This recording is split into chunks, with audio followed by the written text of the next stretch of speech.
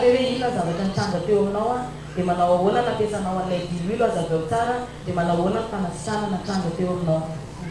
Tamin'ny azoma zany après-midi nandeha nivoaka bazary za dia rehefa niverina trano tonga tamin'ny 5 sasany teo dia nanoka trano dia zavatra nahagaga tsy mety tafiditra le laclé nanomboka tamin'ny 5 sasany za nanokatra le trano tamin'ny azoma io jusqu'à 21 heures tsy mety nisokatra le trano fa tsy hoe nanahoana natonga le trano tsy mety nisokatra dia farany nivakiana rehefa alina le trano dia ny zoma iny moa zany tena tsy nidy izy rehefa natoa zay dia nitoanana hazo fotsiny le varavarana dia rehefa andeha aty amin'izay sabotsy andeha vavaka aty sabotsy après-midi dia fa lany hevitra tamin'ny azoma io zany zay nampiasa menaka sakafo na jiaby tatrano tao naongana tamin'ny varavarana tsy mety misy varavarana iny dia tamin'ny sabotsy après-midi amin'izay rehefa hivavaka lany le hainao iny koa tokony ataon'tiky laclé dia nalaina le diluile iny botaka ela fotsiny nalaina nahositra tamin'ny varavarana iny zavatra nahagaga tonga dia nihetsika automatique ny varavarana nefa varavarana bachety zany tsisy natao inona fa tonga dia nihetsika automatique nangalaka le placeny dia tsy tonga dia vita zany le fanamboarana varavarana tsisy raha natao tsonan'Andriamanitra ny voninahitra ho an'Andriamanitra. Ny afatra tiako apita zany rehefa anao mampiasa ny diluile dia manantena zavatra mahagaga avy amin'Andriamanitra fa tsy maintsy misy fahagagana hitanao aoriana fampiasana diluile.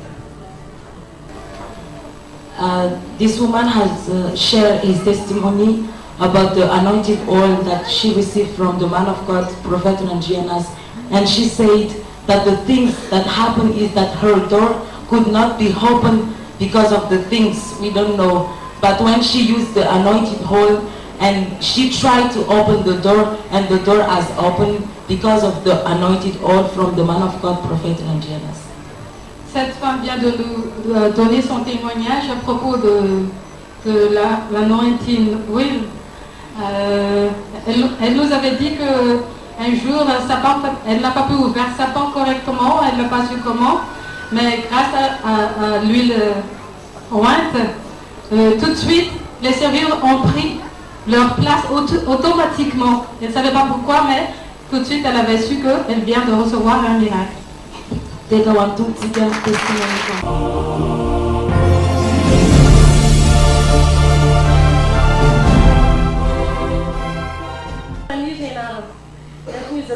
Bela zany amin'ny faminaniana azy isika teto fanandratana sy fanavana dia ny resto zany le teny iny dia taprany zany misy programme hoe andeha Tananarivo dia efa milamina zany saiko hoe andeha Tananarivo fa taprany amin'izay rehefa andeha za nahazo surprise be d'avion mandeha Tananarivo dia za zany nambarako andeha Tananarivo andeha avion dia tonga dia vavaka zao hoe merci Jesosy fa ty le fanavana dia olona rehetrarehetra manodidina gaga hoe ty mandeha andafy anao tafita anao marobe resaka ny olona raha tsy miresaka aminakara lasa miresaka dia rehefa tonga tany Tananarivo amin'izay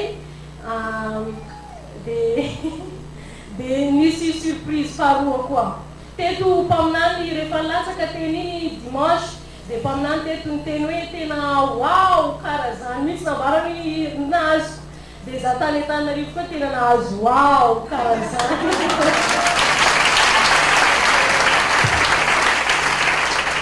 Sady fa nisy wow mbola nisy chèque à part koa. Atao tsara ny fitiavataranao an'Andriamanitra. Ina ny afatra tianao ampita amin'olona manoloana ny fanambarana izay niraisina sy ny afatra izay tianao ampitao amin'olona zany ary ihany koa izay lesona tianao omena ao anatin'izany. Ny afatra tiako apita zany le teny mpaminany iny izy tsy teny mandehandeha tany fa teny avy amin'Andriamanitra. Raha ohatra zany izy miteny hoe dia tokony andray sady mino fa ho tanteraka tenin'azy.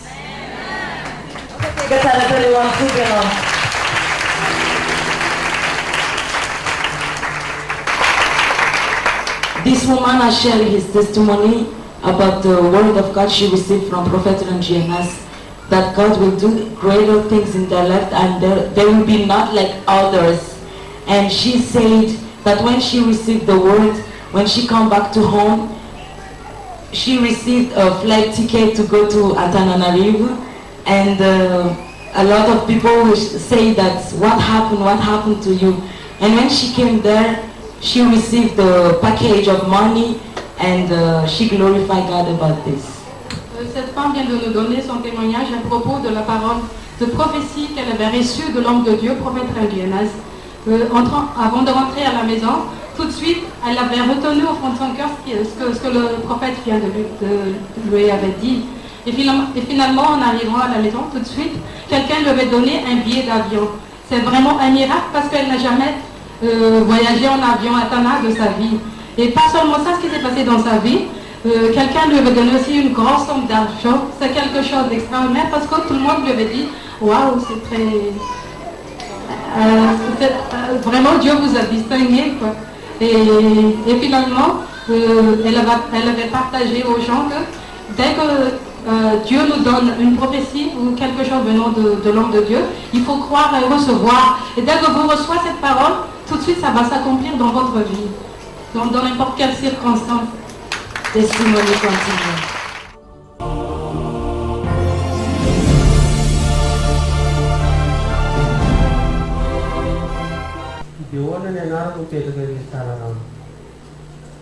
Zalate na marna le famna ni tele famna tamla dia le wa bana no dia wa san kana no e la dimu za ze si tamumal ze ande vogale ulam mi ato le zan ta vula pazasin tele na te sau si vula pazawa fola e ambe to pa fola ze bi le tele no e pala mu zan ze in bhag goloi e sojo e non tar dala na ne no sana la baraka le zan Kasi zé vamos não.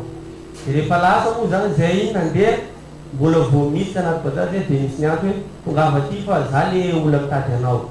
Ele botou botar usando zau e tu de por igreja le problema outro e pipi e dan. Ele fala só usando zau bunata na demata lizava zadan sendiri tu zali si small pasal tu ni orang jemaat tu is lebih pasal kian pan jemaat lebih. Pala tu zan zain le na kagan lagi zane zate na min zau betul tu no meti pau diso sewa. Hari su betul lu pau. Jadi pala tu zan zau dikaga bezau ha. Kayak bu misul le bunya tu kayak bu itu dia apa kamu bebul. Di bala tu zau punat tu ada jemaat. Tele na kasi no ba kita orang dulu mandunan se. Ya pada tiko pita muzani le pamna ni nanti le pamna ne tina mai jana mandeli. Kamu tu jauh dua puluh bila ya kan tina surmar na kamari nanti pamna kau pernah jemaat. Siapa ke sure ku jera surmar nanti pamna, matu jera desa pada pamna jemaat mai sama desa ku ya no.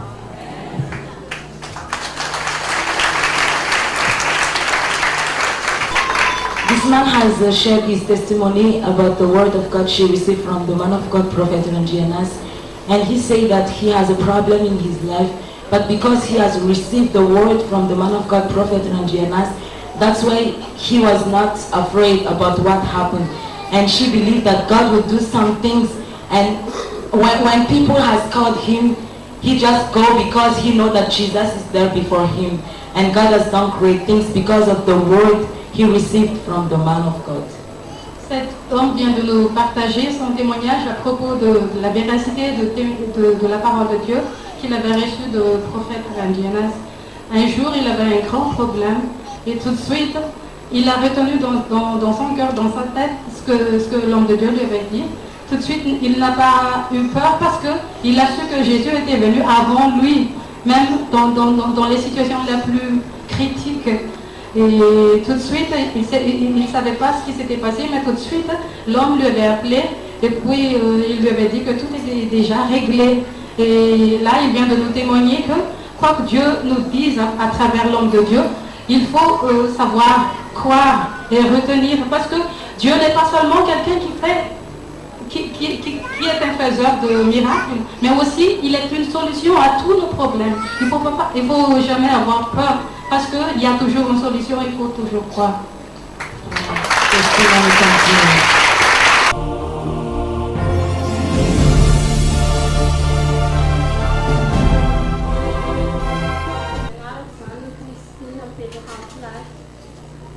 Dia zaho tiro kabolo dele zany misy fotoana zany teko faminany teny mandana tio izy zay olona mitady tsy sorotanarana fa magnetaeta ny zavatra tianao afana zany dia nandeha taloha teo zany za dia satany narary ilany gauche zany misy vokosana fa nandritran'ny 2 semaines izy mivony dia za zany mpagnamety mitsy tsy andeha dokotera fa miandry kasika lehibe teko taloha telo dia misy faminany mandana ty dia nandeha aloha taty za dia tonga taty tam'izay zany za dia mihoatra ny hafa be natsaka hery be zany za tonga tamin'ny toerako teo dia tonga tany an-trano zany za nijereko am'izay le fivokosana tsy apaiko ka tamilany gauche tsy apaiko tsy marary tsony dia za zany nandeha taiza raha le retina fa tsy apaiko sitrana le aretina zany no le kasika lehibe teko taloha teo zany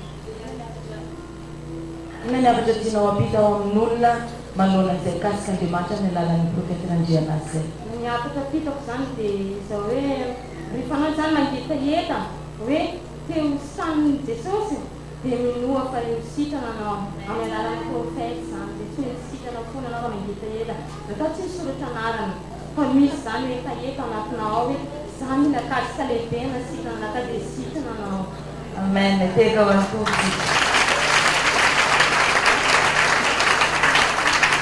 This woman has shared her testimony about the healing she received from God. And God has used the man of God, Prophet Ranjianas, to touch her and to heal her. She said that she has a pain in her left side, and she knows that when the man of God will touch her, she will receive her relief from God. And when she came here, she received a touch from the man of God, Prophet Ranjianas, and God has healed her. When she came back home, she has checked if the sickness was still there, but it was not there anymore because God has healed her in Jesus' name. Cette femme vient de nous donner son témoignage à propos de la touchée de Dieu qu'elle avait reçue de l'homme de Dieu. Un jour, elle avait mal dans sa partie droite, dans sa partie gauche. Elle ne sait pas comment elle avait eu ça, mais tout de suite, elle avait cru que après la touchée de l'homme de Dieu, elle va avoir sa guérison. En arrivant ici, l'homme de Dieu lui avait touché, et quand elle était venue à la maison, tout de suite, elle-même, elle lui avait demandé où est-ce qu'elle est partie la maladie. Et tout de suite, elle n'a pas senti ce qu'elle avait ressenti avant, et elle avait donné gloire à Dieu que tel que après la touchée de l'homme de Dieu, tout de suite, il faut croire que la guérison est assurée au nom de Dieu.